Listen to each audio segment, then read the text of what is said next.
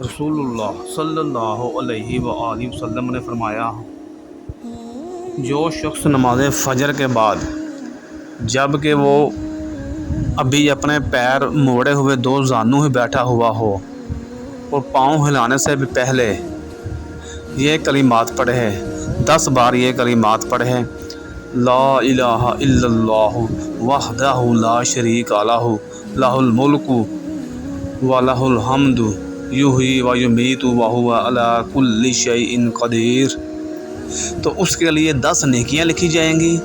اور اس کی 10 برائیاں مٹا دی جائیں گی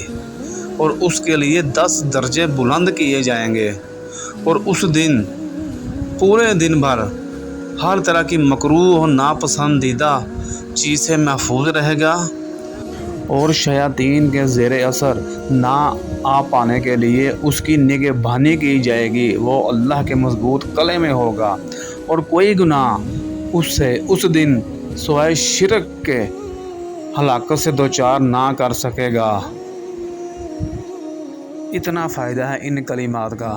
تو اپنا معمول بنا لیں ان کلمات کو پڑھنے کا،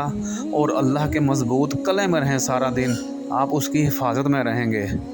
اللہم صلی علی محمد وعلی آل محمد۔